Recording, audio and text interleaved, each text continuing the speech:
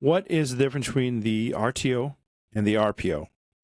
The RTO is the recovery time objective. Essentially, this is you have a virtual machine. The customer has a virtual machine. You're working for MSP. It's VMware version 8, whatever. And you're backing up the VM for a customer continuously every day. You're doing fulls on a weekend, maybe a Saturday or a Sunday full, maybe doing synthetic fulls throughout the week. But nonetheless, you have a full backup for the customer, and it's a virtual machine. So the customer has a scenario where, for whatever reason, they upgraded the VM, the Windows server, like it's 2025, let's say, Windows server on the customer's end. And when they did that, it lost trust and it can't log into it essentially. For whatever reason, it gets a can't boot menu or can't boot error, whatever, for the server. So they put a ticket in with ServiceNow or Remedy, most likely ServiceNow, because it's MSP. And they usually a P1 ticket, hey, our stuff's offline, et cetera, et cetera. Would you please restore it? So before you do anything, you're going to call the customer just to make sure, do you want it a full restore? Is this a test restore? Is this an out of band restore, meaning you're doing a out of place? You're putting the VM in a different data store. Maybe you're changing the NICs. Maybe you're taking the network itself on the restore. They said, no, this is a full restore because we had this issue where we can't log into the server and it's giving us a no boot error and we can't get in. We really need to restore this server. Okay, fine. So the first thing you do is email the customer, and then after you've talked to him and say, per our conversation, you want us to full restore VM in place, meaning it's going to overwrite the VM, the current VM that's there, and per your instructions, we're going to be proceeding with that. You copy that email, you send it to the customer, copy your leadership, of course, because it's a P1. You go to ServiceNow, you lower the severity of the P1 to a P2, then you put the email that you've emailed the customer in there, and then you perform the restore for the customer. Now, if it's taken a long time, maybe it's taken a couple hours for whatever reason, you would email the customer right after you start the restore and say, customer, per your request, the restore is at 20% or 30%, whatever it is at. And then I will also email you once every hour, or don't say every hour. You say, I will email you also once it's completed.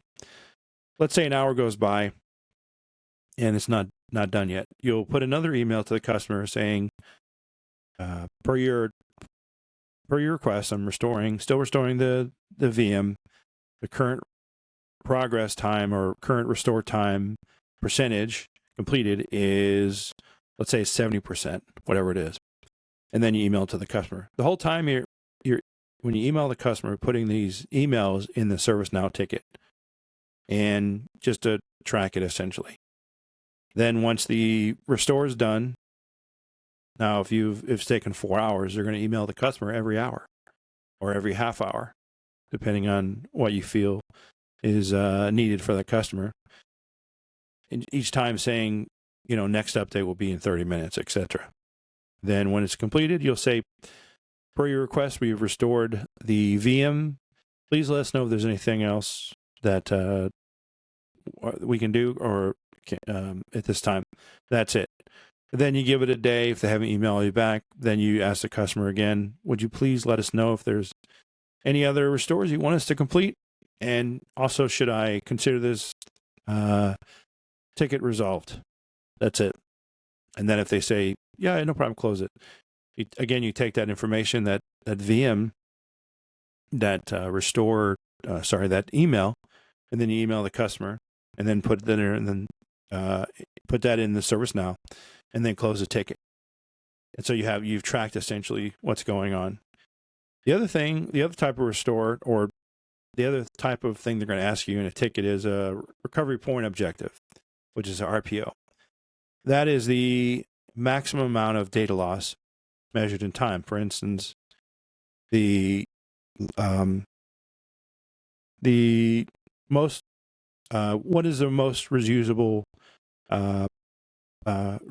When is the most recent usable backup? Let's say, for instance, that VM, same VM, and you do for the customer, you do a restore for the customer, whatever it is, and you'll tell the customer, we have restores going back. Usually how it works is some MSPs are different, and some customers are different based on their SLA. What you'll have is some are 14 days. You'll keep it in the media agent, and then primary copy, and then secondary you'll leave it. You might have a year for fulls. You might have full backups. You might have weekly fulls for a year backups. You might have 30 days fulls for a customer, like a backup, full backups for a customer. It just depends, really. Well, let's assume it's 30 days. So primary copy, 14 days, 2 cycles, which is 7. It's 2 fulls at any given time are always on the primary storage policy for 14 days. And then after that third full picks up, then the first full will age off. So you're always going to have at the minimum 2 full backups on the primary storage policy. For the secondary copy or secondary storage policy, you're going to have, it's like 30 days. And it's weekly fulls, let's say. So it's 4 full backups on the server for a month, let's say. And maybe they're not interested in incrementals, they're just interested in full backups. So the customer said, well, about a month ago this happened. So you go into the secondary copy and you pull out this VM. You say, okay, based on your recommendation or based on what you want, how far back you want to go for the VM full backup, here's where it's at. And you give them the date. And they say, well, I wanted it 6 months ago. Let's say they wanted 6 months ago for whatever reason. So then you have then you kind of have a discussion you have to have. First, you talk to your leadership and you say, the customer wants us to go back 6 months, but we only have a month of backups. We only have a month of fulls that we can give them. And then you have your leadership make that choice. Well, what they're going to do is they're going to call the customer, or they're going to email the customer, and they're going to let them know. Because you never want to be in the situation where you tell the customer, sorry, we don't have your data. I'm sorry.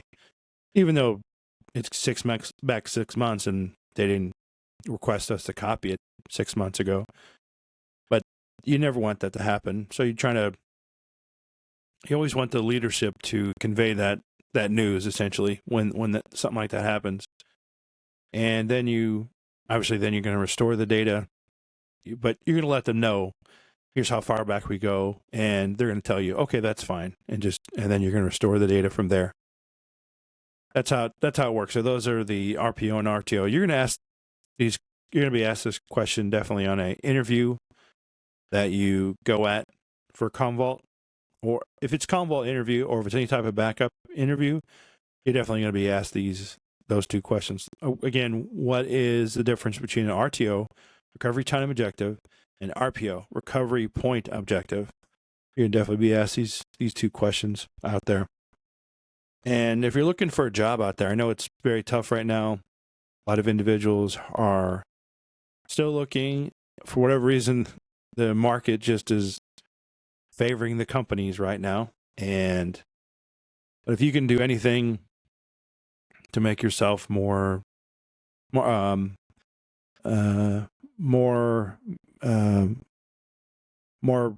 acceptable to the marketplace, that's not the word I'm looking for. I'm looking for something like, the word I'm looking for is more attractive to the marketplace, essentially. So the marketplace out there is looking for individuals to work for them. And here you are, this Commvault admin or administrator, or maybe you're a Veeam backup administrator, or what's the other ones? So you have Veeam, you have NetBackup, you have Commvault, you have Network or EMC Network, or whatever. There's a couple different ones, but most of the companies that are high end, especially now with this new thing that Commvault's doing with I think it's called, it's not community, it's some other word they're using for their backups, essentially.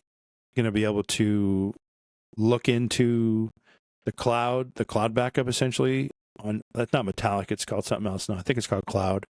And they're going to look at the backups in there and be able to tell if they've had an issue, and they can check to see when did an issue happen with the backups, so it doesn't affect the, like, you have a mutable backup, so they want to check to see, has this issue occurred and has it affect other backups? It's just affected this one backup, so that you can restore from a point in time when the issue wasn't affecting the other backups.